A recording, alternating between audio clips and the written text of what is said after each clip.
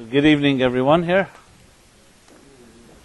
Welcome to another episode of Wednesday Night Live. And I also welcome the web audience.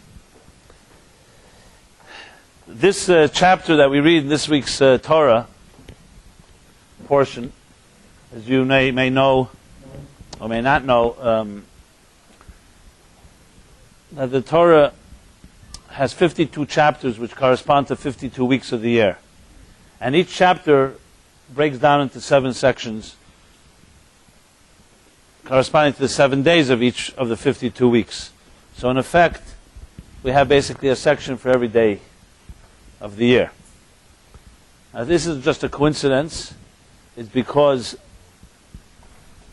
as one of the Hasidic Rebbes once said, "Daf leben mit der Zeit," which in Yiddish and English translated means you have to live with the times. Being that the New York Times wasn't around then, he didn't mean the New York Times, but he meant living with the times was a cryptic statement, but his son later explained it to the Chassidim that it meant living with the Torah that's read during that time. Which is an odd way of putting it, because usually you want to know what's living with the times, you actually do have to read either the New York Times or some other newspaper, or internet service that gives you the news of today. If you open up a Bible, you don't get the news of what happened today. You hear about events that happened thousands of years ago. So even if those events are relevant and have a message and have inspiration and speak to us, but they're definitely not the news of our time. Today's news is different than yesterday's news. So to live with the times obviously requires deeper understanding, and that is also a deeper understanding of what the Torah is. Now, for many people, the Bible, the Torah at best, is a documentation of Jewish history. For some it's a myth, for others it's divinely inspired, and for many others it's every word was said by God. But however your belief system, all the three that I've just mentioned, missing one critical component. So though I grew up in a traditional, what's called Orthodox education, but the thing that was missing in my education was this: I was taught that the Bible was divine, and every word of it God said gave it to Moses at Sinai, and it's infallible. And even the things that may contradict, or something people contradict scientific things, means that the science is weak or whatever it may be. What was missing above all was the relevance. The relevance.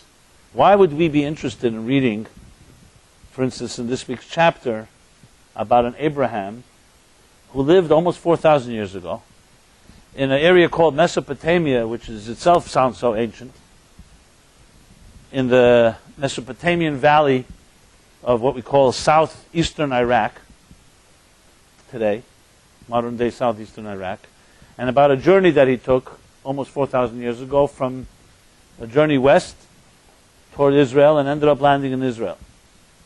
Why is that relevant to us? There's so many issues we have to deal with. If you've gone to therapy today or yesterday, I'm sure you have issues that you were discussing, probably not about Abraham, more probably something more about a more immediate ancestor of yours, like a mother or father. And then we have all kinds of stuff that we carry and challenges at work, at home, children. You're in a relationship, you're out of a relationship, you're looking for a relationship, you're in a bad one, a good one. I mean, there's a whole list of things. Then, of course, there's the economy. Tonight is the World Series, which begins around night now, just in case you needed a reminder. Some people told me they can't come here because of the World Series, so they're going to be watching me right near the game, and they'll see what's more exciting, So there's a lot of important things happening in the world. So why would we be sitting here, and it's not just here, Jews would be going to synagogue every Shabbos. I mean, these are questions I had as a younger man. Still feel young, but I was younger once. and listen intently to the reading of the Torah. Every word was read in the synagogue, and if someone read it a little wrong, everybody would start yelling and saying, you have to read it differently, the whole thing. And I remember asking once my father or someone near me, I said, who cares if they read it this way, read it that way? Oh, you don't understand, you get older, you'll understand.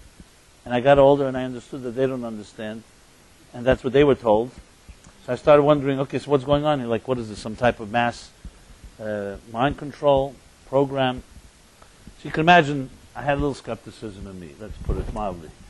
And I still have it. And I was saying, so this is people who believe that the Torah is absolutely divine. If it's so divine, like, why doesn't it address the challenges of our personal lives? Like, where exactly will you find about how to deal with your abusive mother, or how to deal with psychological issues around finding love in your life, and all the things that people find that are contemporary challenges?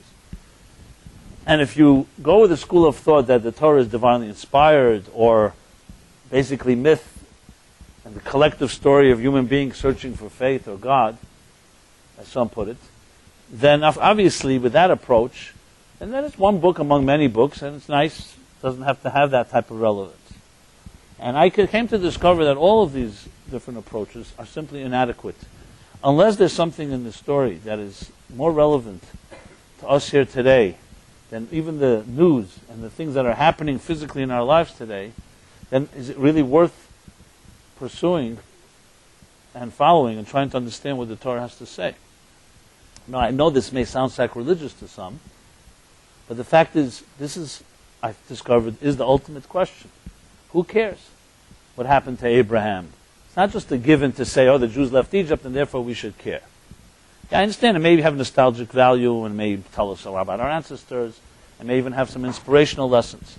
And what I discovered, which was for me absolute epiphany and revolutionary, was that the Torah that we read is not even really the Torah.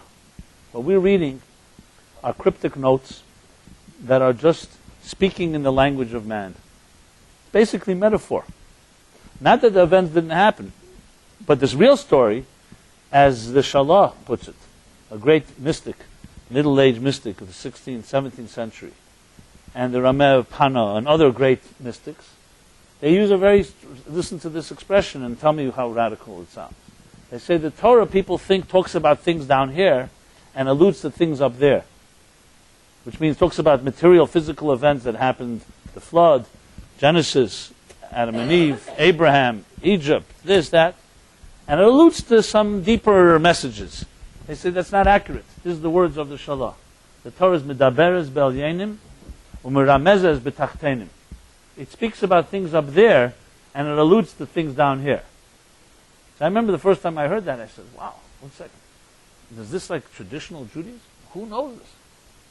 When was the last time you heard that in Hebrew school or in yeshiva?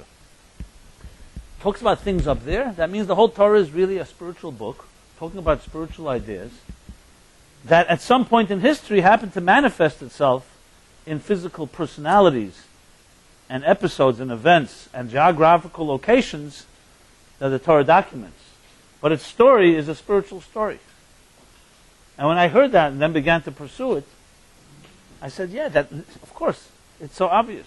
Because when you read the Torah, if it's a historical document, it's sure missing a lot. Look at this week's chapter. We begin the story of Abraham when he's 75 years old. Now, who would write a story that would start someone that's 75 years old? And you continue to read, you'll see complete gaps from a historical point of view. You start wondering, why are they focusing some episodes are talked about endlessly? Other most important things are just hinted to in a line. I mean, it doesn't have any logic to it. But as soon as you open up a spiritual explanation of it, the whole thing becomes literally a blueprint. So Abraham was a human being that lived, yes, on earth almost 4,000 years ago. But you want to know something? Abraham lived before that. Abraham, as the mystics say, this comes from the expression from the Sefer HaBoher. It's one of the classic texts of Kabbalah. Actually, from a similar time of the Zohar. It actually means the same thing. Zohar means illumination. Zohar means brilliance, light, splendor. And Sefer HaBoher, Boher also means, in a different word, Bahirus, also light, splendor. The Sefer Boher says this cryptic expression, which I'll explain. a mystical expression. It says that until Abraham was born, chesed, of Atzilus, I'll explain in a minute what that means, had a job to do. As soon as Abraham was born, it says chesed no longer had a job to do, and it said, what should I do now? What is chesed of Atzilus? Let me explain. It's a dimension, a spiritual dimension, that is part of what the Kabbalists call the DNA and the building blocks of existence. Now, today we know that it's not what you look in the mirror is that what makes up your personality and your physical physiology. It's the DNA. It's genetic. It's actually invisible to the naked eye.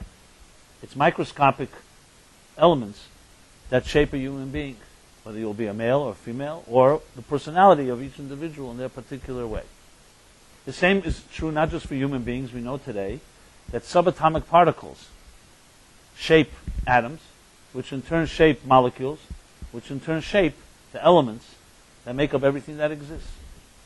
So as opposed to perhaps a few hundred years ago where we thought everything was looked upon from the outside in, you looked at a universe, you thought something was powerful, it was large, today that we know it's the exact opposite. Everything works from the inside out.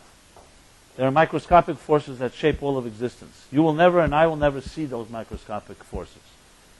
The energy that shapes matter. Today this is common knowledge that energy equals matter or equals mc squared, but it wasn't always common knowledge.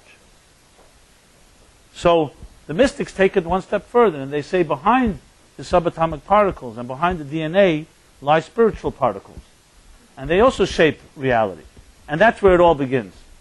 First it begins on the spiritual, then it manifests in the material. Just to use an example, a simple example to make it a little more palatable. When you see a person cry, you see tears come out of the person's eyes, you don't say, oh, first you have tears and then you feel sad. First we have sadness within our hearts, within our beings, and then they well up and they to the point that they erupt, so to speak, and they affect our tear ducts, and for some reason it produces tears which come out of the eyes. So you see a smile on a person's face. So it's not first you smile and then you're happy. Because you're happy, for some reason it turns into a contortion on the face that looks like a smile. So when I look at you, I have to travel from the outside in. I look at the smile, I say, oh, he must be smiling because they're happy. Or maybe it's a fake smile. But bottom line is, we have to look from the outside in. You see tears, that person may be sad. But when you look at yourself, you don't need to look in the mirror to know what kind of mood you're in. It works from the inside out. So it's natural to understand the universe that first you look at what is the force that shaped the tears. So you can say the tear is the body, and what is the soul of a tear? Sadness. So the mystics just take it a step further, and they say when it rains outside, as it did today, so some people take an umbrella or a raincoat. If you like weather reports or the Weather Channel, you study the meteorological patterns and air pressure systems and highs and lows and so on. And the mystics would say it's no different than tears. Just like the human tear cleanses. One of the expressions in the Kabbalah is that the tear is like it bathes the soul. So the same thing is maybe raindrops. Just like they have subatomic particles, also have spiritual particles. Maybe it's angels crying over the state of this world. And they're cleansing the world through a few tears. Obviously, angels not physically crying. It means it begins, let's call it on a archetypal level, a concept, an energy, and that energy manifests in a physical form. This is essentially, in a nutshell, all mystical thinking is based on that concept. Not that the universe begins on a physical level, and then we try to figure out what's inside. It begins on an inside level, and then it manifested on the outside. And if you think about it, it makes complete sense. It's not your personality that shapes your DNA. It's your DNA that shapes your personality. So it's your soul where it all begins, and it's the components that define the spiritual DNA and building blocks of existence that ultimately manifest, and here's the world we see. Now it's hard to think this way because we're so accustomed to measuring reality based on our sensory tools, so we give so much credence to the outside of things, but the fact is our minds, when you think about it, what is the most significant part of a human being is the inside, not the outside. As much as we worship the superficial, and even though everyone says don't judge a book by its cover, everyone does, the fact is we all understand, and none of us would like to be judged by our cover. We'd like to know that I have a personality inside, and I'm complex. And if you see something, there's more to it than that meets the eye, etc., etc. So so going back to the Torah, that's exactly the way the Torah was really read by people who knew how to read it. They didn't read it from the outside in. Abraham, it's like the Sefer HaBorah says, Abraham is chesed, the incarnation of chesed. Chesed is an energy, the energy of love. Abraham embodied love on this earth. So that's why the Sefer HaBorah says that chesed, that energy says, once Abraham was born, no one needs me anymore, because he's replacing me on this earth. So essentially, every character in the Torah is another spiritual archetype that we have within us. So we have a chesed within our soul, like the DNA, and we have a gvura, and we have an Abraham and an Isaac and a Jacob, and a Moses and a Aaron and a Sarah, Rivka, Rachel, Leah, and Adam and Eve, and the Garden of Eden and a serpent. Every character in the Torah, and every episode, and every event is happening right now inside your soul. And when you read it properly, it's really the story of your life. When I discovered that, I said, I can understand why Jews died for this Torah. You know, the stories go, and these are not just stories, they're true, and they're people witnesses, that when, God forbid, anti-Semites, or even during the Holocaust, they would burn down a synagogue. So you saw Jews running into the synagogue, not to save a child, not to save their mother or father, not to save a human being, to save a Torah scroll. You see them running to the point of putting themselves in danger. You think, what's so significant about a Torah scroll? You know, there are 1,000 other Torah scrolls in the world. You could always write a new one. Not like a life. But then when you read, as we say in the evening prayer, Torah is chayenu ve'erech yamenu. The Torah is our life and our sustenance. It is a life. It's not a scroll. It's not a book. It was never seen as a book. It was seen as a blueprint for life. And that's more than just a book, and that's worth saving. So they were ready to risk their lives. And not just physically save the Torah, they risk their lives not to disgrace the Torah, not to forsake it, because it wasn't for them a book. It wasn't a history book. It wasn't even a book of poetry and inspiration. It was literally a source of life and sustenance, because in it they found the secrets of existence. The fact that we can't read it that way is due to the failure of our school systems. And this is not my words. It's not like I came up with this in the 21st century or the 20th century when I was born. But this is documented. As I said, the Shalah writes it. And he has sources that go back before him. The Torah talks to things above and hints to things below. So we read the things below in the language of below, meaning in the anthropomorphic language. So God saw, God got angry, God heard, God spoke. Is that what exactly did God say? I mean, did God speak like we speak? So there are commentaries that all discuss what did Abraham see when he says he saw God? What did Moses see? What did the Jews see when they saw God, so to speak? So if you think of it in a juvenile way, you think, oh yeah, must say son says God with a long white beard on the throne in heaven, who's striking us with lightning when we misbehave. That's the fairy tale image. But if you begin to be a little more sophisticated and think about it, maybe the Torah is just speaking in metaphor. Saw.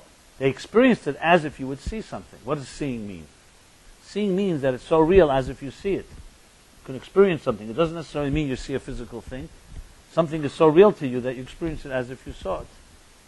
I'm not going to go through the whole language now of the Torah since we're focusing on this one chapter. It was by means of an introduction, which I think is vital. Because it really, as I said, for me, and I gather for anybody that has either exposure or no exposure, changes the whole picture. That's a Torah worth fighting for. That's a Torah worth teaching and worth listening to, because it's about our lives. It can answer the biggest, the dilemmas that we are struggling with today, which is why that Rebbe said, living with the times. Yes, you can read the news today, but you could also not read it and it won't make a difference, frankly. You'll be a little less informed, a little more informed. Yeah, maybe some news can also help you make some money. But change your life?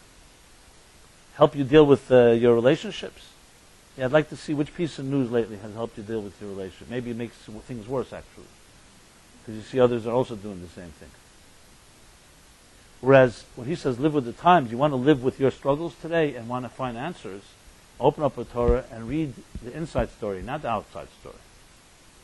So let's do that, exactly that, and you'll see this is not forced in this week's chapter. So tonight's class was titled getting out of your comfort zone, or the secret to all growth. So I happens to be one of my favorite chapters because I love talking about comfort zones or getting out of them. It's a great topic. And also about dysfunctionality. That's also a great topic. And also about all my so-called orthodox bashing, which you've sensed a little here too, which I also like to do. So these are my personal vices. I have more, but those I'll share with you now. And therefore I have, thank God, the opportunity to sit here and pontificate. But hopefully it's also be helpful to you too, besides me getting it off my chest. You get what I'm saying. So, comfort zones. In Arizona, they've developed a lot of these retirement villages. And they have names like that, like Comfort Zone Arizona, what's the other one called? Animal Bliss Arizona, not Animal, I'm just kidding. There's names like that, no, really, that's the names of towns. Anyone remember any? They're very interesting names. They're all named like that, like they sound like a retirement village. This is the place to come to. Like what? Sunset Village, the sunset of your life. It's a marketing related. Places like New York City or other even names came much more from the gutter. Basically, it was York, and this is New York, etc., etc. But there are cities that named. Now, there's one special one. It's not Comfort Zone. It's almost like that. Maybe like Pleasantville or something. Paradise or something. Yeah. But interesting. I would have named one Comfort Zone because I remember I went once for a weekend. It was hardly a comfort zone, but I went for a weekend with a good friend of mine to a Yiddish like a Shabbaton. This was like a summer camp place. Now, I was in the summer camp for 30 years, so I couldn't believe the beds we used to sleep on, these bunk beds, with the broken springs, mattresses of plastic that fold in on you when if there's a spring missing. But there was one house called Comfort Zone. And the guy I was with, I said, so you want to join the comfort zone? So how many of you, do any of you have comfort zones? Nobody, huh? Okay. Yeah, I knew there were some exceptions to the rule. I guess they're all here. So it's an interesting topic, a comfort zone, because on one hand, we all know we're not going to just say, listen, I love my comfort zone because it doesn't sound so good. But on the other hand, we do love them. Some of us, I remember, I'm not going to say his name, but he used to come to this class, and he lived in California, and he was in music publishing, and he was a swinger, let's put it that way. He was enjoying his life. And I was once visiting California, so he asked, he offered me to stay at his place for that night. So after I had an engagement that evening, a speaking engagement, so I came like maybe 11:30 at night to his house. He said, there'll be the key outside, and you just let yourself in. It was in Bel Air, California, beautiful mansion. I come in. He's really everything ready for me, but I hear he's awake. So he says, hey, come upstairs. So I come up, and he's lying there in his bed by himself. And I burst out laughing when I walked in. And I said, you're never going anywhere, Because he had this big bed, and one of these massive, beyond king size. And he had these cashmere pillows and scarves and then pillows and this, 80-inch television. And he was lying there in such comfort zone. And I said, you're never going to get married. You don't have any room here for anybody. He says, no, I have room. I said, I don't mean that. I said, you have all your teddy bears. They are surrounding you, You made your life very comfortable. And, he understood, so he laughed as well. And he said, but that's nothing. Come in the morning and wait till you see. So he had, in the morning, he pressed a button, and his bed literally went up became a chute, and right into a swimming pool. Without any effort. So you get some ideas how to retire. And I tell you, it was a comedy, but it was also a tragedy. This was I saw a comfort zone called par excellence. And thank God, some things happened in his life that got him out of that zone. And today he's married with a child, and I said, I don't want to give it away because I don't want him to feel insulted, even though I've told the story and I've asked his permission. So don't think if you tell me your story I'm going to expose it unless You give me written permission. So, we all have our little comfort zones. I include myself as well. And I'm not by no means suggesting that being comfortable is a bad thing. No, people should be comfortable, and people should be blessed with comfort. In Hebrew, there's a word for it. It's called menuchas hanefesh, menuchas haguf, to be at peace with yourself, to be comfortable. But there's comfort in this comfort, as we shall discuss. And as I said, the opening verse, which as we'll see, is a statement that the first commandment to the first Jew is the following words.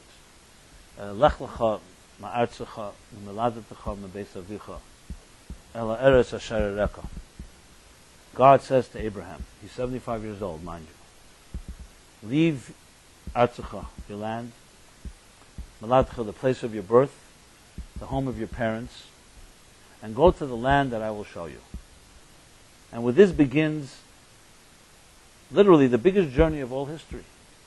Because Abraham's journey would give birth to Judaism, which would later give birth to Christianity and Islam, and to essentially spirituality of till this very day. So it wasn't just one small step for mankind. It was changed the whole trajectory of history, this small commandment. Had Abraham not listened, or had he not been told, we would not be here to talk about it, and the world would be a completely different world. So it's interesting to know the point of departure. But it's like very bizarre in a way. What kind of opening is that? It's not like he didn't tell him. God could have told Abraham, live a life of virtue. Commit to a life of mitzvahs and helping others. Not a life driven by self-interest and so on. I mean, there are many ways to so-called launch a new path of faith. You know, Abraham rejected the paganism of his time. So he was clearly traveling toward a greater transcendental type of approach to life than just one driven by self-interest and narcissism.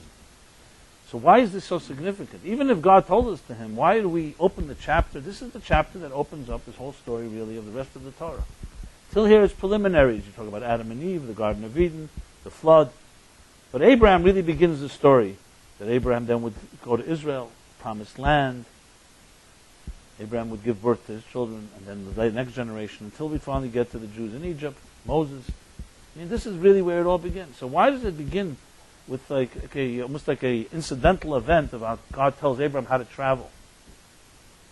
And as you'll see in a moment, that this commandment or this statement is the beginning of all our journeys, everyone. And this is happening not just 3,700 years ago. This is happening right now, this week. The energy of Lech Lecha, each of us here, is being told the same thing. And it's a secret to all growth, as I said. And it's all about getting out of your comfort zone. But you'll see how valuable it is and how critical it is. It's not just optional. And that's why it's so emphasized. The Arizal, the great Arizal, the 15th, 16th century Kabbalist, some say the greatest of all Kabbalists, writes that with Lech Lecha began Sinai. This is the beginning of Sinai. That Sinai could not have happened. God would not have given the Torah at Sinai to the Jewish people had Lech Lecha not happened. Lech Lecha was the beginning of the Sinai experience, even though it's 1,000 years earlier. So what is really the significance of this statement? So the significance is very clear. If you start analyzing the verse, you'll see immediately there's something weird with the entire verse. You ever give anybody directions to go somewhere? I know men don't ask for directions, but so how do you give somebody directions? I have a theory about that too, but we'll discuss it another time. How do you give somebody directions? You tell them how to get to the destination they have to get. So, of course, you begin with the point of departure. You say, okay, you're here right now. I'll say you map it out in Google Maps. But then you have to say the destination exact address. And now here's the way to go. You focus on the destination because everybody knows the point of departure. You want to know where I have to go to. And here God does the exact opposite. When it comes to the departure, to the destination, God is very vague. Go to the land that I will show you. Where is it? East, west, south, north? No clue. when it comes to the departure, God doesn't just say leave your house or leave your address. It says leave your homeland, leave the first place of your birth, and leave the home of your parents. Frankly, it's redundant. I mean, they may not be exactly the same. Of course, you can find distinctions. You know, you can live in a city, and the home of your parents can be across the street or a few blocks away. But what's the need to emphasize all these three things? And when it comes to the destination, being absolutely vague. So clearly, there's something going on here that more than meets the eye. This forces us to dig deeper. So just to go back to what I said earlier, just as an aside for those that have grown up in yeshiva experience, so you read the commentaries, Rashi and the Ramban and others will tell you all kinds of explanations try to explain this discrepancy. But even if you know all those explanations, what's maybe missing is the relevance, personal relevance, and you'll see in a moment the relevance. God was telling Abraham, he wasn't just telling him some direction how to get from southern Iraq to Israel. Because he could have told him, you go northeast and that's it. What do you got to go into all these details? You know, you're here, go up, follow the river, which is the Euphrates River, Nahar Pras, and then make a left when you hit whatever, and continue. I mean, there are ways, there are signposts, there were rivers, there were mountains, there were valleys. It's very easy to describe. You see, the Torah doesn't have a problem describing geography later. You have very clear delineation of boundaries and other areas within Israel or outside of Israel that the Torah describes by either the mountains or the valleys or the rivers, the River Jordan. I mean, there are many ways. And here, completely in some cryptic terms. So the answer is, and this is where the Torah speaks about things above and hints to things below. Very clear. God is telling Abraham the secret for him and for his children till this day of how you make a move in your life. You know, we talk about making a move. How do you get out of one place and get to another? And we're not just talking about a physical move. Physical move, we all know. You pick yourself up and you walk. Or if it's a far destination, you take a taxi or a car. If it's even far, you take an airplane. I mean, we all have ways to physically move around. But how do you get out of a stuck place, psychologically, emotionally, spiritually? Basically, the journey always begins with a move. And you'll see here, basically God is telling us the secret of how you make a move. It's not so much as they try to tell you, focus on your destination. You hear that often in business terms. They say, business goals, define your goals. It's true, you need to define your goals, obviously, because you're not going to get there if you don't know what they are. But even more importantly, what are the traps that hold you from getting there? How often do we get inspired, and we even set out on a journey to get away from where we are, and you just end up getting stuck again? How many of us have, for instance, tried to find a healthy relationship and got burned? And then you said, you know what, I learned now for the experience, next time I won't do the same thing. And then only to find out that maybe a different name, different address, a different year, but it's essentially the same story all over again. What's happening here?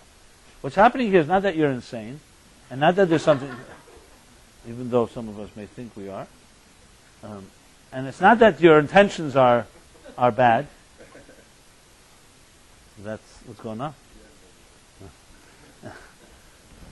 You got commitment issues? Anybody has commitment issues here? Any women have commitment issues? See, nobody raises their hand. No comfort zones, no commitment issues. They have a perfect... Listen, we're discussing all this in order how to help others, right? That's the bottom line. This is a leadership seminar.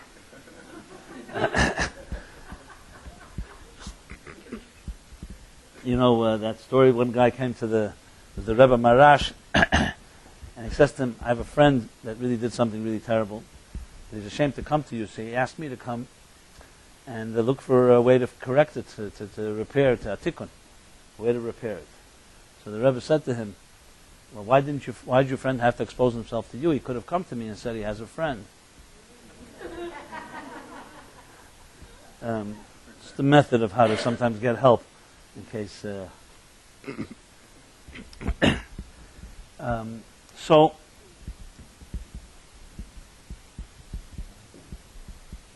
So the story, as I said, of Lech Lecha is to answer this question that I just asked. Why is it then that we have this inspiration, the motivation, many good reasons to get out of where we are? This can be anything: a bad job, a bad relationship, a bad home, a bad environment. You want to go somewhere, you want to move, you want to travel. Especially psychologically, you want to change your mindset. Why is it that so often you really are motivated, you've been burned, so it's not like you don't have the experience, and still you just don't get there? What's going on? Is it your intentions are not pure? Are you really deceiving yourself? What's really going on? It's very simple what's going on. Even if your intentions are absolutely pure, and as I said, you're not insane, what's happening is simply this. Think of it physically. You're locked in a house, let's say, tied by ball and chain to a pillar. But it's a long chain. And you look out the window and you see, wow, there's so much freedom out there. I want to go there. And you really mean it. So you really want that freedom. You've been locked here for so long. So you start moving, and of course the chain allows you to go a certain distance. And as much as you see, like a child looking through a glass of a candy store, you can't get there because the chain is still holding you. So it doesn't question your intentions. It doesn't even question your destination. The problem is you have a destination, you have a goal, you may know exactly what you want. The problem is you have a past that haunts you that you haven't freed yourself from. So that's what God tells Abraham.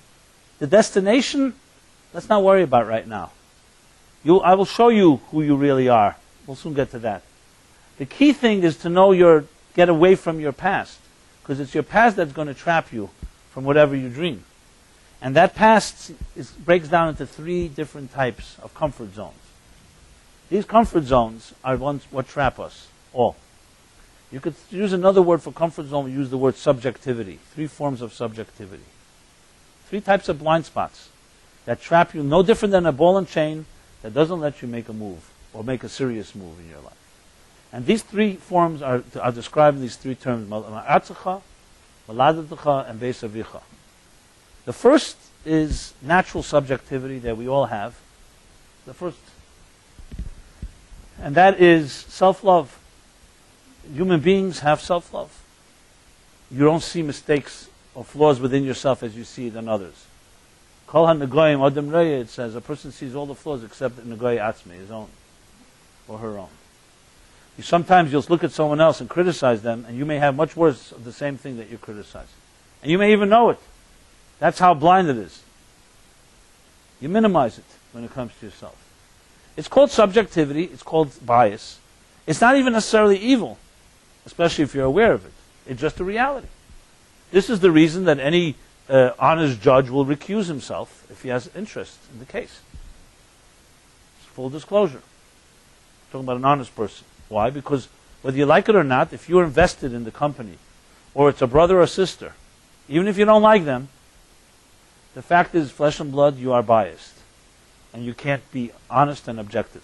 The great Moses, a man of God, recused himself from judging certain things because it was his own brother and sister. So everybody is biased. Anyone that says they're not is the biggest bias of all. They're lying to themselves and to others. In the words of the Torah, Hasheichid ya'aver einei chachamim u'mesalav divrei tzadikim. Listen to these words. This is one of the beauty of Torah. You'll see its bluntness, even against its own. It doesn't mince any words. Sheichid, which means literally bribery or bias. Ya'aver einei chachamim, blinds the eyes of the wise, and mesalav divrei tzadikim, and it distorts the tongue of the tzadikim, of righteous people. So you could ask the question, if someone's eyes are blinded because of bribe or because of bias, or his words are distorted, why do you call him a tzaddik and a chacham and a tzaddik? You shouldn't be called a chacham and a tzaddik. A wise person and a tzaddik? Because the Torah is saying you can be a chacham, even the Torah calls you a chacham. You can be the wisest person. You can be the greatest tzaddik. You're not immune from bias. As I said, even the great Moses. You're not immune because we're human beings, and we're naturally born with artzecha. Artzecha means self-love. So the first thing God says to Abraham, you must be aware of this. He's not telling him you can annihilate it. The fact is everyone remains. But if you're aware of it and you acknowledge it, that's the first step to freedom. Because you don't convince yourself, like the blind, being blinded, that you're really right. You say, you know something, I may be subjective here. That's the first statement of a true, honest person. And that's the first step of emancipation. That's what human beings are capable of doing. We may not like to do it. We like to cover up our flaws. We like to, one lie brings the next lie. But growth, if you want growth, and you need to be accountable. And you need to be honest. And even on a very selfish level. You know how many, who told this to me the other day? An accountant told me, he says, most businesses fail, in my experience, he's like an older guy, was because the owners don't want to acknowledge the mistakes they made. They don't want to hear at the end of the year from the accountant. They say, I don't want to, they want you to tell them a good report, even if it isn't. And it's like so strange. It's about their losses. It's about making amends that they can next year make more money and not make such losses. But to hear your own flaws can be more powerful than your own success even. That means we become our own worst enemy. And this is not like some rare instance. It happens all the time. Because the blindness of something can ultimately destroy yourself, destroy your family. How many parents have hurt their children? How many brothers and sisters don't talk to each other because of money or some other thing? You think about it objectively, it doesn't make any sense. Everyone, you're not going to live forever. The only thing you have is your family and your brothers and sisters. And money, which doesn't go with you to heaven, is going to be more powerful because we get blinded. And when we get blinded, insane things actually do happen. And no one is immune from it. So the first thing God tells Abraham very bluntly, you want to grow and become a great man, the first thing you must know is you have to leave behind your biases, and you do that by acknowledging them. The second comfort zone, the second subjectivity, is besavicha, the attitudes and influences of our parents.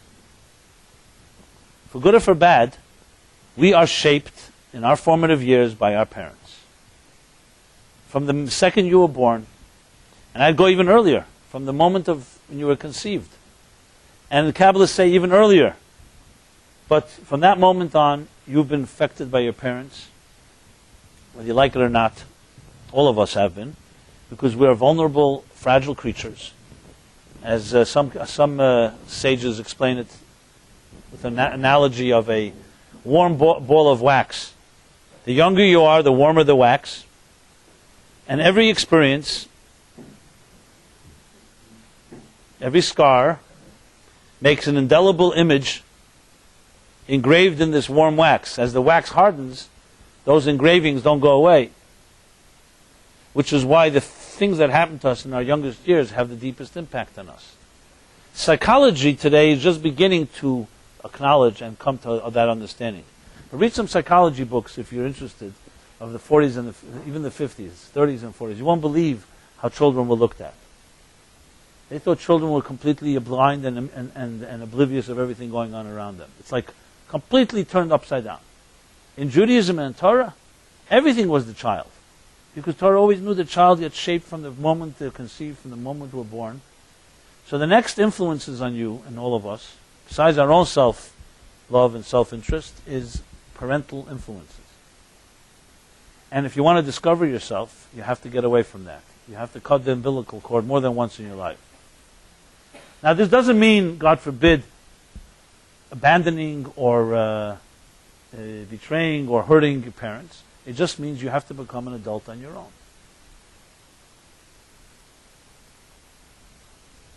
And that doesn't come easy, because every time you have to get out of a comfort zone, it's uncomfortable. A child will always cry the first day it goes to school, and a child will often cry even later in life when you have to leave the camp, summer camp, or even later. Parents and children will cry when they make a certain type of separation. But anyone healthy knows it's necessary, because that's how you grow. Yes, we'd be much more comfortable, as one of the Rebbes once said to his in-laws in times in Russia.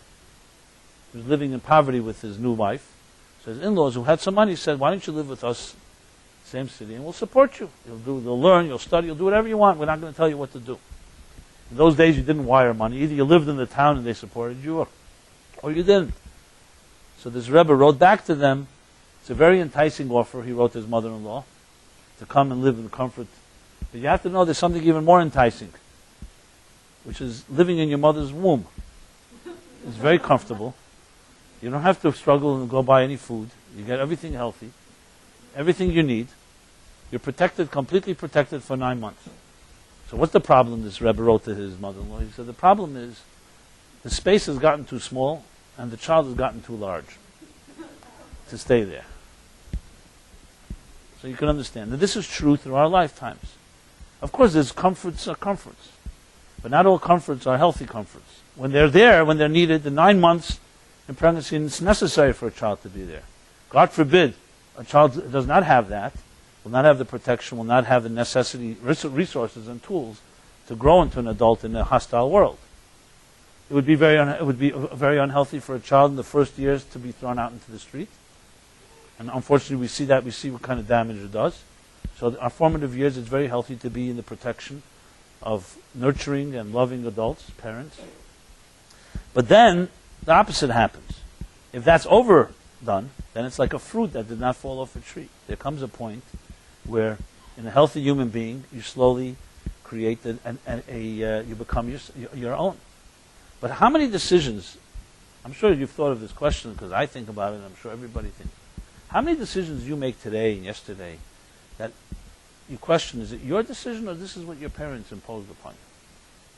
And if you think you're rebelling against them, that also could be imposed. Some of us do what they want, and some of us do what they don't want.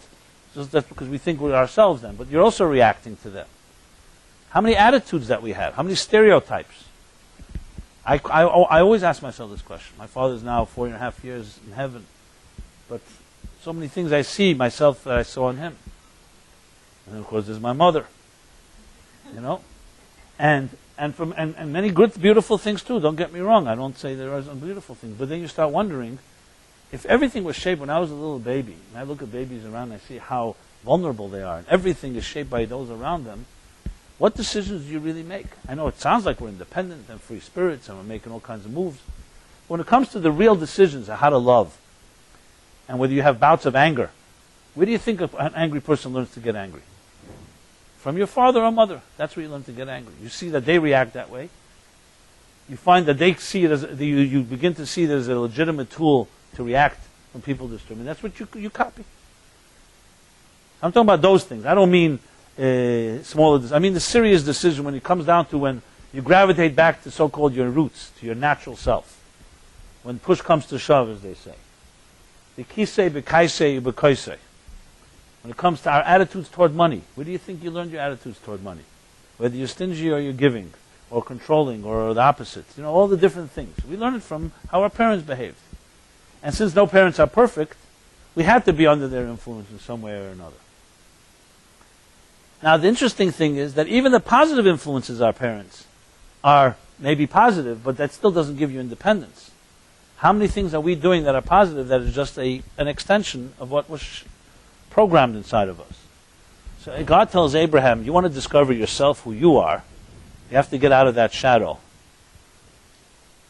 Not just physically out of the parents' home, but out of their psychological shadow. You have to become yourself. You have to own what was given to you. Now, this doesn't mean that parents shouldn't give their children healthy values, a good education, standards. But there comes a point that a healthy parent also tells the child, now you are an adult. Now you have to learn to own those choices. I gave you the best I could, but now learn to own them. Now they're yours to make a decision. You have to, at some point, make a decision. Is this something you want or something you don't want? So can we truly free ourselves from those influences? No, completely not. But you can definitely look at them and say to yourself, one second, what these decisions I make, these attitudes, are they mine or are they given to me? And there's a statement we say in the prayer service. We say, Elokeinu ve'elokei Avosenu. Say this in the Shemoneh Esrei and Amidah and many different prayers. Elokeinu ve'elokei Avosenu. Our God and the God of our parents. So the question is asked, the order is, it seems should be reversed. First, God was the God of our parents before he became our God. So you say, Elokei Avosenu ve'Elokeinu. Yet the prayer says clearly, Elokeinu ve'Elokei Avosenu. Because the real God in your life is not what your parents gave you. It's the God that you ultimately discover. They may have taught you things, but it's not their God that you want. So we acknowledge that our ancestors give us a role model gave us a description, our understanding, appreciation. But ultimately it's Elokeinu, and until it's not Elokeinu, your God, it's your God, it's the parents of your God, the God of your parents rather, it's not going to be completely integrated in your life. It'll become mechanical, by rote.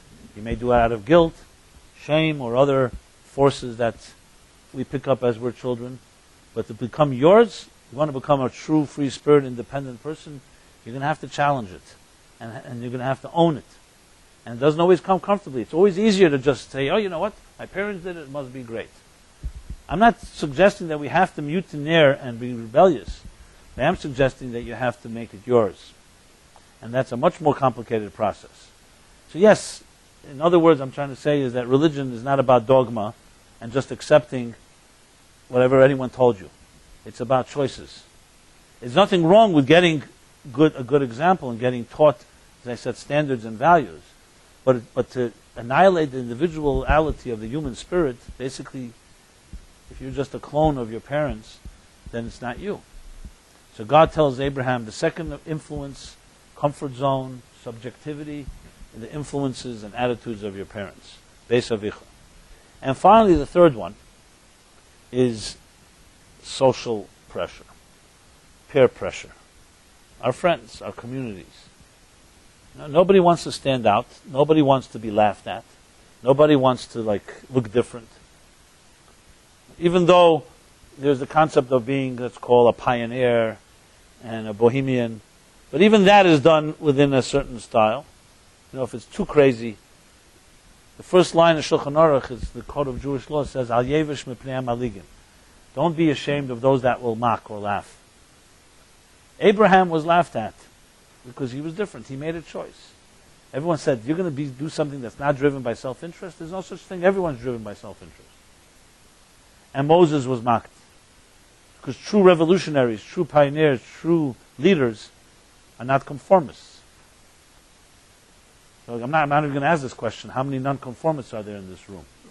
I know no one has comfort zones. No one's got issues. What was the other thing? Commitment issues. It's all right. It's just we're in the same boat. So who's going to admit that they're a conformist? When's the last time you heard somebody say, "I'm a conformist"? No. Be interesting. Conformist.com. What's on that? Or you could open up a Facebook group called Conformists. The fact is, if nobody's a conformist, then what exactly is going on in this world? Then you wouldn't have any pioneers and leaders. You show me a true invention, true innovation, and I will show you somebody that was laughed at. There's no question about it. From the great Einstein to the Wright brothers, to anyone that came up with some crazy idea that people thought were insane. Now, that doesn't mean every insane idea is pioneering, mind you, so don't get any ideas here. But the point of the matter is that when you're crazy about something and you believe in it, and something inside of you tells you, even though it may not be rational, it doesn't make a difference what others say. I will tell you that I've seen in my own lifetime people in this room and others that I've met that would excel reach great heights if they would only get beyond one fear, the fear of others judging them, or the fear that they will be looked at as failures. Because I've seen people with unbelievable strength, but they don't have the courage, whatever reason it may be. If you really want to make complicate matters, maybe they don't have the courage because of their parental influences and their personal subjectivity. So there you have all three together in one big pot. But the bottom line is, they say this, even the feminist movement said that a lot of girls and women are shaped by their mothers who imposed upon them attitudes that women are certain second class, and that's where it came from. Not even the men. It was the women that do it to their own women. So what we impose our attitudes upon each other, the blind leading the blind, is the third level of subjectivity.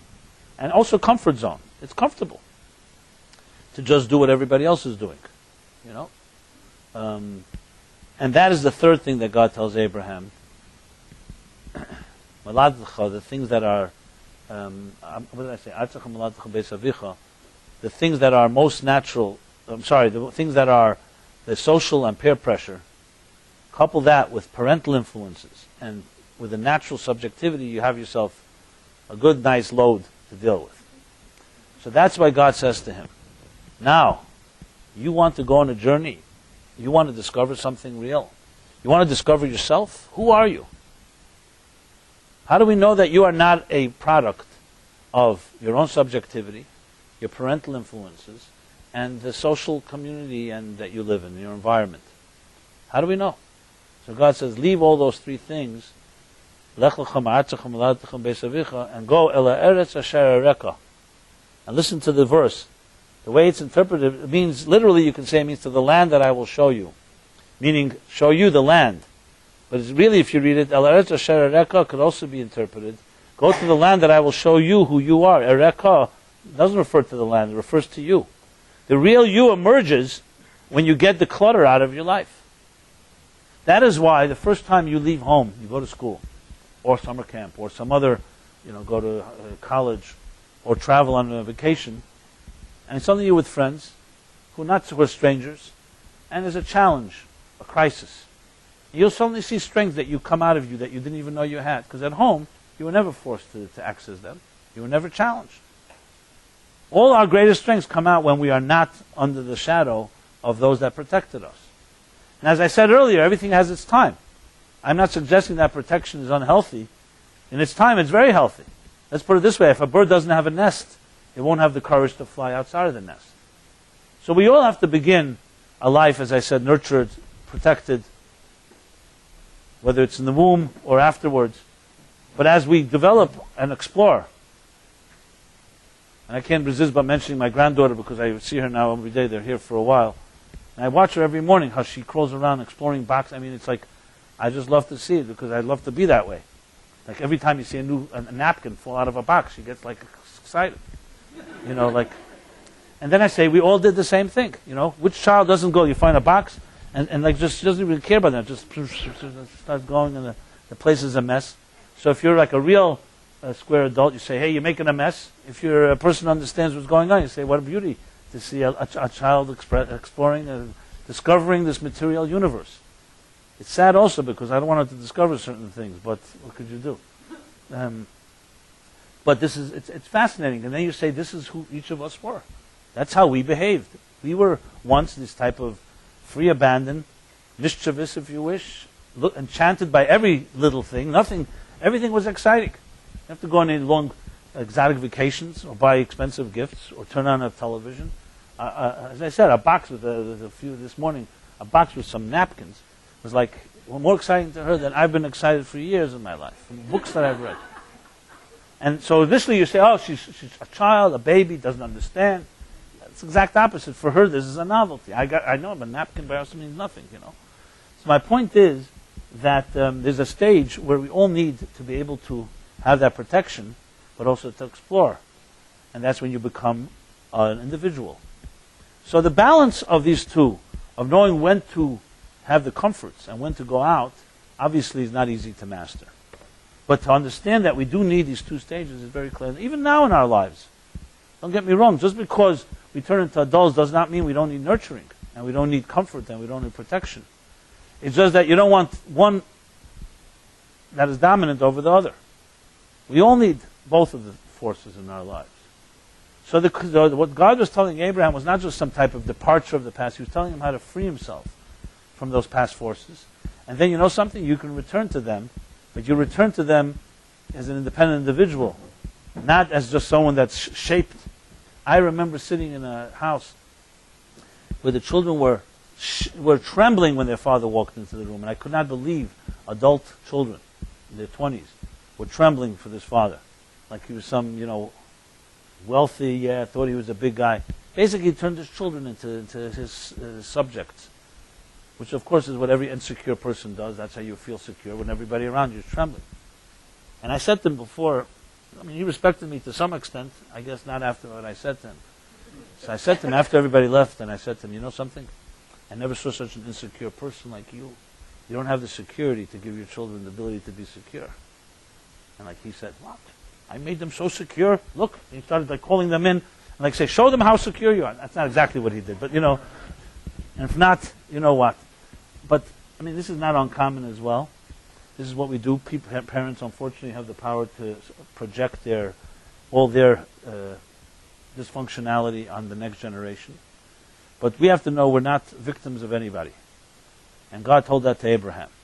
What I wanted to say earlier, which is as equally fascinating, this is the negative. That everyone can understand. That I have to have the strength to be able to cut away and break away from the comfort zone of unhealthy environment. But the interesting thing is that even if it's a healthy environment, you still have to learn how to cut the umbilical cord. I'll just use an example from the Talmud. It's a fascinating example. It's a story of Rab Zera. Rab Zera was a great sage. And he had mastered, the Talmud says, the whole Babylonian Talmud. The Babylonian Talmud is not a small book to master. But being in his intellectual curiosity, and he wanted more. A person who's curious and is a knowledgeable person never comes to a plateau. You always want more. So the Talmud says that he wanted to study the Jerusalemite Talmud. You may be familiar, the Babylonian Talmud is the more famous one, but there's another academy that was in Jerusalem at the same time, a little earlier, called the Talmud Yerushalmi. And it was a different method of study, different language. We have it today as well. It's much smaller than the Babylonian Talmud. And it was sealed, which means it was closed 100 years earlier. So we follow the Babylonian Talmud if there's a disagreement between the two. But nevertheless, the Jerusalem Talmud has many insights and has many profound approach that the Babylonian Talmud does not have. So the Talmud tells the following story. He fasted on 100 fasts. There are two opinions, 60 fasts or 100 fasts. Fasted.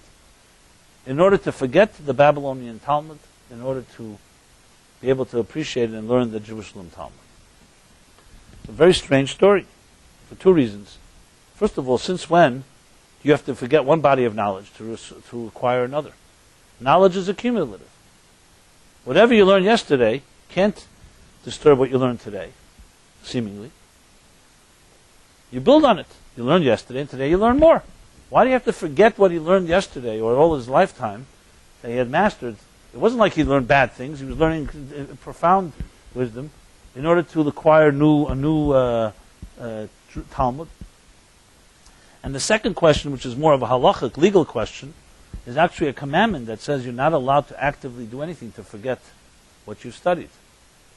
If you worked hard and you studied something, especially divine words, sacred words, it's considered to be a desecration to do something to forget it. It's one thing you forget it naturally because of age or because of time passes, but to go ahead and actively fast in order to forget. So one of the brilliant answers given for this is that he didn't want to forget what he had studied, the knowledge. He wanted to forget the approach.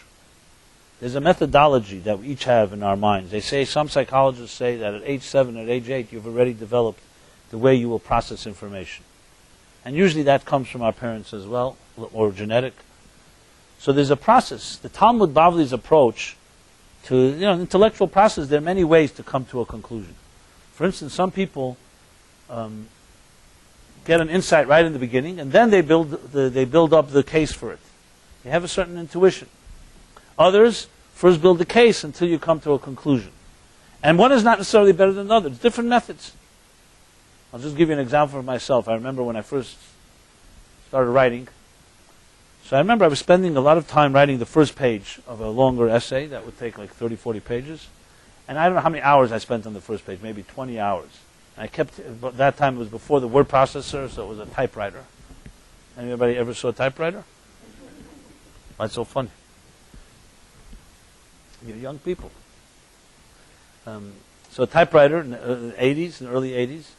And the typewriter, your first page doesn't look what you like. What you do is you pull it out of the typewriter and you crumple it up and you throw it into the garbage basket, a waste basket. So I kept throwing out the first page and I was sitting and sitting and sitting. And a senior colleague of mine, like a mentor, came in and he was a writer. He had written many years, and he says to me, I don't understand. Why is it taking you so long to write the first page? So I told him, because I'm developing all the first page is just like a nucleus of everything that's going to come later. So I'm trying to visualize it, and I don't know, I'm envisioning the whole essay, and that's first page. And he said, what? I never heard that before, like that, anything like that. I said, how do you do it? He said, I write the first page, whatever comes, as I understand it. Then I write page 2. And what happens if you come to page 5, I told him, and page 1 is, he says, so I go back and I fix it. And I realized right then that there's 2 methods of writing, and I see it today. It's really 2 legitimate methods, and I've spoken to many writers. I call it, one is called a visual type of writer, and another one's like an audio type of writer. When you, for example, when you see a painting, first you see the whole picture, and then you break it down into details, and you describe it to someone or to yourself. When you listen to, let's say, a class, like now, first you hear the details, and then comes the big picture. So the ears build a picture piece by piece until you get the whole thing. The eyes see the whole picture and then break it down. It's like really 2 opposite approaches. Both have their value. Visual has the impact of seeing the whole picture. But what it does not have is the depth of understanding each detail. Whereas listening, the details are much more focused. You can break it down into pieces and so on.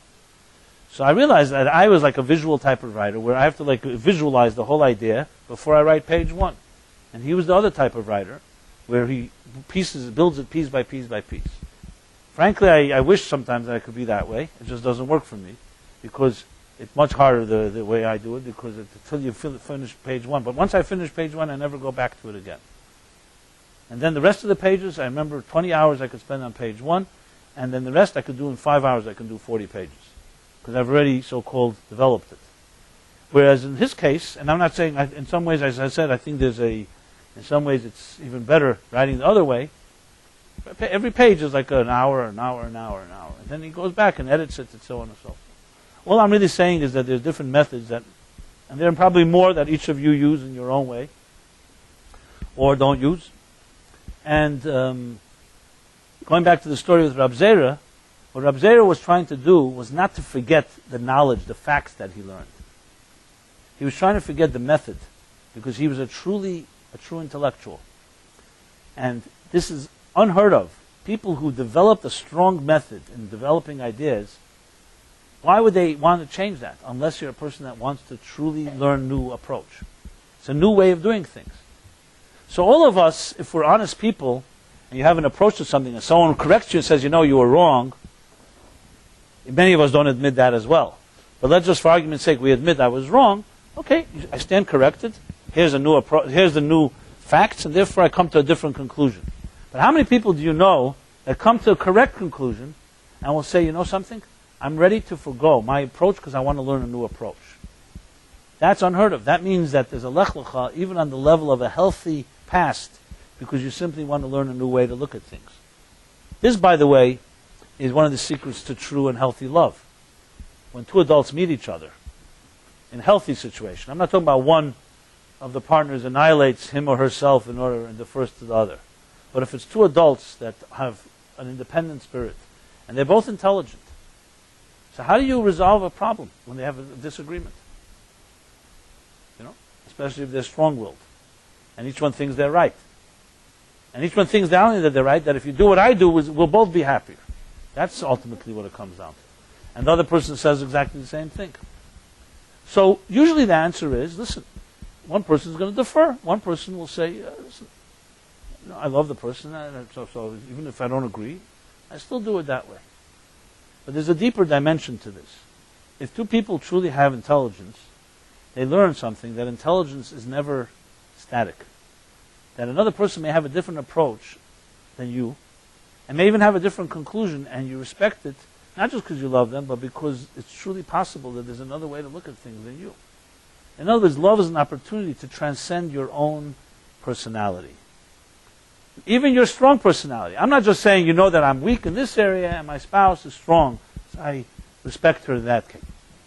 Even in the areas that you're strong in, you have a Lech Lecha because you are able to get beyond the subjectivity and comfort zone of self-love, of other influences, parental and social influences, to truly experience something new.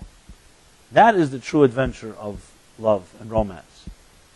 But you need a lot of security and confidence to be able to be so vulnerable. That means you have to be ready to say, even my strengths, something? There are greater things than my strengths as well. There's another human being and maybe she or he can teach me something I didn't know.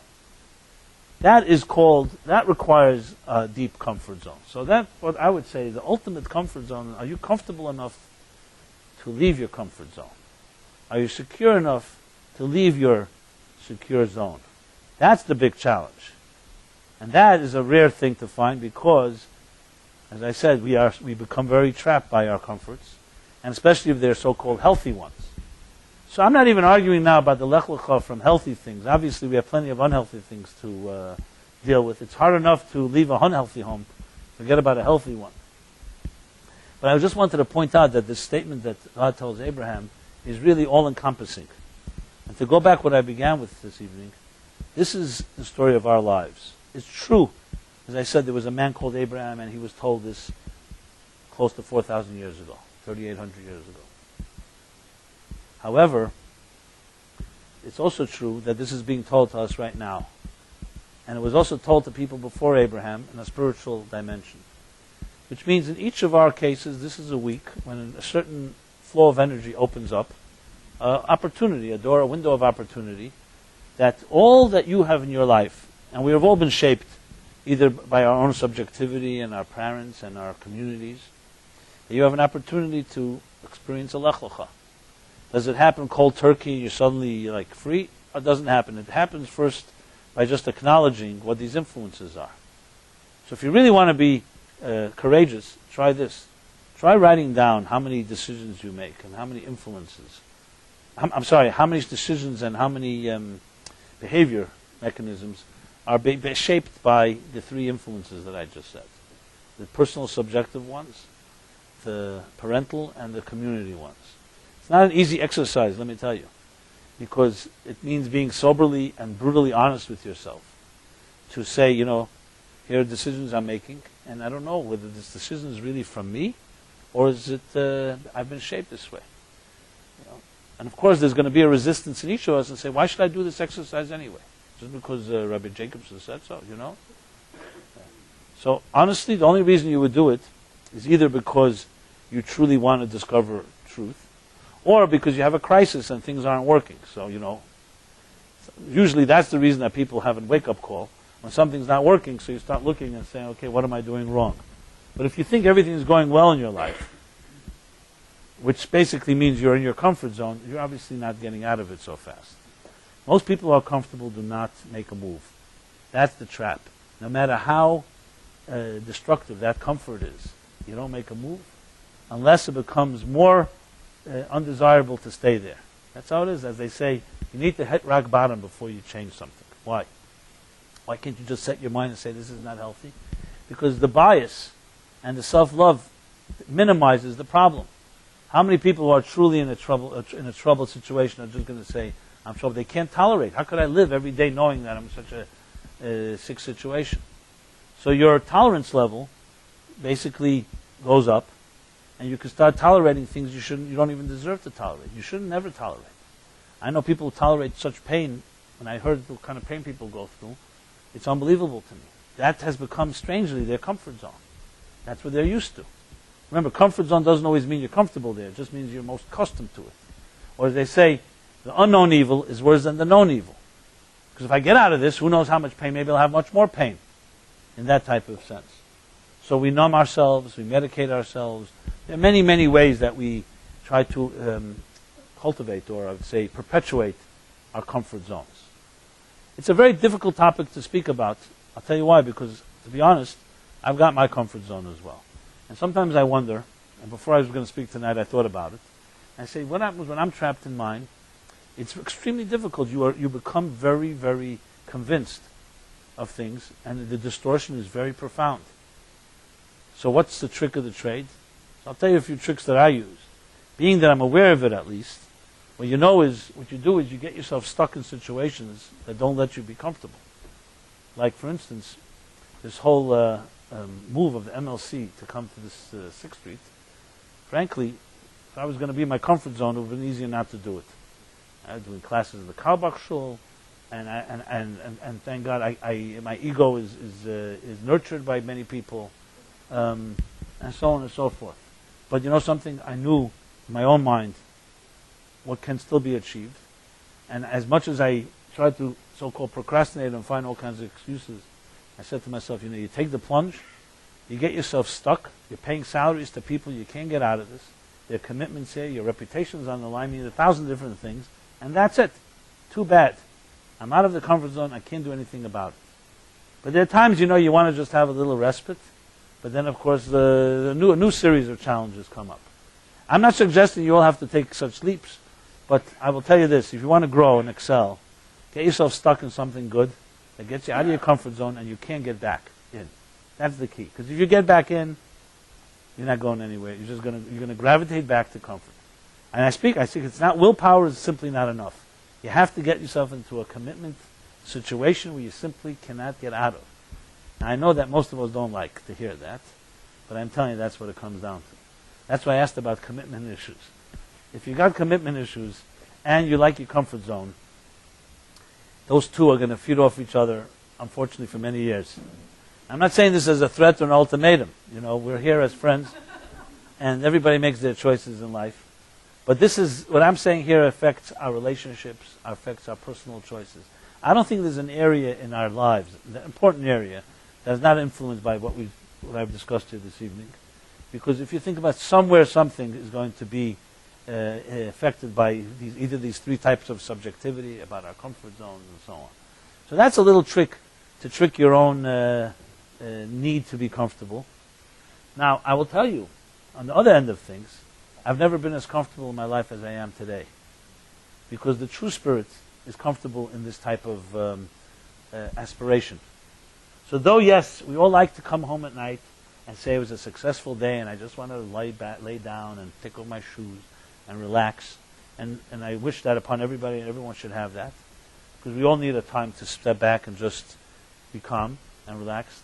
But the key to real comfort is not the end of the day.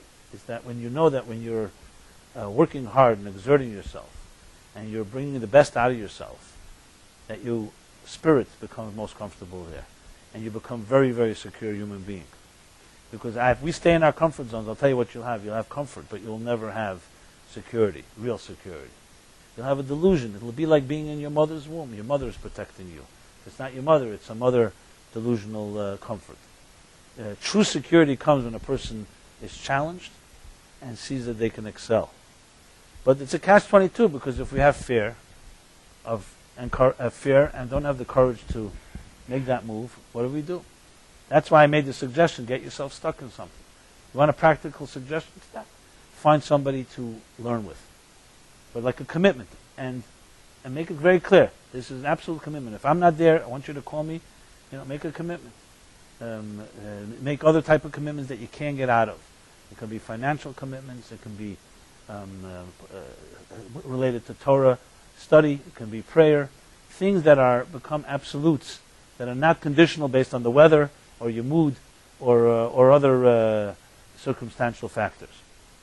You won't believe what kind of impact that will have on your life. This class began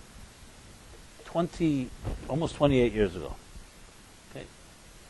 It began completely unplanned. It was never planned. I never knew I'd be sitting here today. I was a student, and at the time I was writing the talks of the Rebbe, the Lubavitcher Rebbe. That was my main job, memorizing. And if you know Torah Meaning for Life, you'll see in the introduction I write when I was busy doing that. I was living behind library walls, working with very academic, high-level research and writing ideas that I'm discussing here, but in Hebrew and in Yiddish, in the Talmudic and the mystical language. And I got a phone call one day. It was the winter of, I think, 82. Wow, it's a long time. Before some of you were even born. Or your mother's womb or something like that, in your comfort zones. And I was about to leave mine, comfort zone, let's put it that way. And I remember I got a call from someone who says to me, someone suggested that they come speak to me. I said, how do they, it wasn't like I was around, no one knew. I did my work internally, but some people recommended that he come speak to me. He's looking for spiritual inspiration. So this guy's named Sonny comes with his friend Michael, and they come to see me in Brooklyn. They come to my office. I didn't even have anything planned or prepared. He sit down. I remember it was the winter because I saw they were dressed. They came, I remember the parkas and all. And we had this conversation, spiritual inspiration. And we hit it off, basically. Coming from a very secular background, they both had no idea what Judaism was altogether. They were Jewish, but no idea what it was. They were connected to the promotion business, music industry, stuff like that. And they asked, can they come back next week? It was Thursday night then, before we moved it to Wednesday. I said, fine, we come back next week. Next week. When we started, it was just a pure conversation between three people, myself and them. Everything was open to the table. We would question God's existence, the Holocaust, you name it. Hypocrisy, religious dogma, Woody Allen. Okay? And next week they bring another friend, Kenny, who then brings another friend. And slowly this turned into a weekly ritual that I was enjoying, frankly, but it was no plan. It was, we would start sometimes 8:30, 9 o'clock at night, and would go literally sometimes till 6 o'clock in the morning. If you want to stay here tonight, we can do that as well. Sometimes till 3 o'clock in the morning, 2 o'clock in the morning. Yet clearly none of us had day jobs, if that's what you think. Musicians, artists. And then the artists started bringing their lawyers, and the lawyers started bringing their accountants, and it became like this word-of-mouth thing. It was never advertised. People come by car. Sometimes 2 people came, sometimes 1 person, sometimes 10 people, 20 people. And it just continued. And frankly, I had many reasons now. I traveled. Sometimes you're not feeling so good. But I never stopped it. And it wasn't because it was planned. I just knew, because I was trained, you start something good, you don't stop. No idea where it was going, honestly. This literally is how the Meaningful Life Center was born. So long before I wrote Torah, Meaningful Life. Because I learned so much from these people, and hopefully they learned something from me as well. It was just this open, non-judgmental conversation. Everything was on the table. Trust me. I'll share with you some ideas that will blow you away, what we discussed. Weird and wild stuff. I shared with them my spiritual experiences. They shared with me their acid trips, just to give you a little taste of stuff. Not the acid, they shared their trips with me, the story. I was never intrigued, I wasn't interested because, frankly, my spiritual experiences were far greater, I thought, than theirs. So, and bottom line is that here you're sitting here tonight. All the same word of mouth. It's people, it's a friend that knew a friend, and I can link it directly. I mean, at some point, maybe 10, 15 years after doing this, someone said, maybe we should get everybody's names so we can remind as a class. And this. I didn't even think about it. I didn't even know what a mailing list was, to be very honest. That's how sheltered I was. And then, of course, came, but once I emailed today and Facebooks and internet and all that. But my point I want to make is not just to tell you the story, but everything starts from a commitment. And I didn't know where it would go, but I knew a good thing, you continue. And it was not always comfortable. It wasn't always easy. I remember one Wednesday night, it was Shavuos, it was the holiday, but the class. And a bus pulls up, not a bus, we called it the bus. But Kenny's bus, what was it called, Jeff? Yeah. And a bunch of people come, and I'm home with my family, and my little kids, all dressed up, the holiday. And in walks 5, 6 people. They come to the Wednesday night class. And they asked me, why am I so dressed up? I said, yeah, I see you people. Of course I dress up. What about every week? I said, look, I finally realized that you're such special souls. And they come in, and they sit down, and they're not only enjoying a class, this time they enjoyed a full meal. And they thought the next week they're going to get the same thing, but it wasn't exactly. Not getting all those blintzes and the Shavuos thing. And I talked about Shavuos. And they said, wow, it was very interesting. So I said, when is this holiday? I said, tonight. That's how consistent we remain. So I say this to all of you because it's a real lesson. There's no one here that is not able to make a move. And it doesn't have to be big. I'm not suggesting starting a whole class. Start something, but stick with it. And you'll see. That will be more powerful than your comfort zones and your subjectivity. It will help pull you out of there. But you have to stick with it. And it could be I can give you many, many ideas. If you want to speak to me personally about it, everybody has their particular situation. It could be customized to your situation. But it can be hosting something in your home once a month, once a week, maybe creating a group that does it. It's not just the gratification that you'll get from the ripple effect that we'll have. It will be something that forces you out of wherever you are right now. And I don't care how healthy your situation is, is always better. As they say, if good is good, is besser is besser. If good is better, not better. And if it's not so good, which is often the case, you'll move from the not good to the good, and so on. So this is my practical suggestion. A Lech Lecha, we should all have a Lech Lecha. Make a commitment this week, some Lech Lecha in your life. Some movement. It doesn't have to be a rebellion and call up your mother and father and say, listen, I'm cutting the umbilical cord. If you need to do that fine as well. But that's not the point. The point is to make something that's a choice that you make, that's about you and you alone. It's hard to analyze really all those subjective influences in our life. Really hard on your own because you're subjective.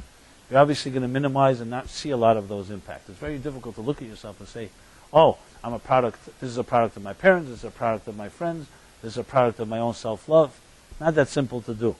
However, Lech Lecha doesn't only mean to look at it, it also means to make a move. That's what it comes down to. Lech Lecha, make a move to you, or your move. That's what Lech Lecha means, your next move. So what will that next move be? Do you have the comfort, do you have the security to get out of your comfort zone? That's the big question. And if you don't, I'd be happy to help you be a little comfortable to do that. Sometimes you need a comfortable kick in the pants. And I mean that in a nice way. And that means that coming from a loving place, find somebody that cares about you, that you can trust, and have them, give them the permission to push you. And you push them. You can't believe what kind of things can happen. Be a leader, don't be a follower. That's what it comes down to as well. A leader means someone that initiates, proactive. Not just an observant Jew that stands on the sidelines and observes, but a proactive one that makes a move. Coming from a house of a journalist, my father, the line goes like this: there are three types of people: people who make the news, people who read the news, and people who ask what happened. People who make things happen, to put it more poetic, people who make things happen, people who watch things happen, and people ask what happened. Okay? So which one will you be? Jews, beginning from Abraham, were always the first. And you can do it. It doesn't mean dramatic, it doesn't have to be headlines, but it has to be something that's a significant act. And you don't have any excuse because I'm inviting you and welcoming you. I'll give you ideas if you need some practical ones in case you can't come up with anything creative. So, on this week of Lech Lecha, where Abraham went out of his comfort zone at age 75, mind you, not young. He had become a man of God many years already. He paid heavy prices, but he changed the world because he was able to get out beyond himself. That's how you change the world. You don't change the world by being you. Because if you're you and I'm me and everybody's yourself, then everything just stays in that orbit, in that stratosphere. It's the people that know how to get beyond themselves. It's called transcendence. That bring transcendence to the universe. The people that you know in your life that go beyond their own self-interest, beyond their own subjectivity on all three levels, are the people that lift you up and others. Look around. The people that are around you that are greedy and self-interest, they don't empower you. They drain you, basically. It's the people that are not driven by that give you strength. This is a rule. It's how it is. So ask yourself next time you speak to people, are you draining them? Are they draining you? You don't have to necessarily ask it out loud. I know I once said this at a class, and someone told me that right there then they were texting somebody, and they text, are you draining me or not? And the interesting response they got, the person said, you've been draining me for 5 years, now I can drain you. So, and it's true. It's really, there's no really third option. It's either you're strengthening people or you're draining them. I mean, what's the third option? Neutral? Neutral is draining, basically. It's a waste of time. It's like saying that you went to a meeting and the meeting was neither empowering nor draining. So what was it then? So, may God bless us all to get a little out of our own selves, Lech Lecha, and discover our real selves. Not the one you think you are, but the one you really are. And that comes with getting rid of some of the clutter and these distractions, these three forces in our lives.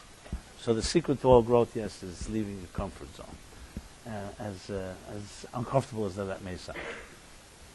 I want to wish everybody a very uncomfortable evening. a very let's call it that. I didn't want to say it that way. A very comforting evening, but the comfort that comes from knowing that there's more than what you have. And I want to announce that tomorrow night Philip will be giving his regular class at 7 p.m. here. And you could talk to him about those early years. He was here back then, as was Jeff and some others. Well, not all the way 28, but 25 years or whatever. And also that I will be here next Wednesday regularly. If you haven't left your email address with Golda Malka by the door, please do so. We send out email. We remind the topic of the class, and just as a reminder, and I write a weekly article by email as well. And just in general, any way that I or anyone from the Meaningful Life Center can be of help to you, please don't hesitate to ask. I just want to say, because a few people asked me, I do see people one-on-one. I usually do it Wednesday afternoon right here before the class, like starting late afternoon. So if you want to make an appointment, just call my office or email our secretary, and she'll take care of the details. I could add that. What else is there to announce? Anything I'm missing here?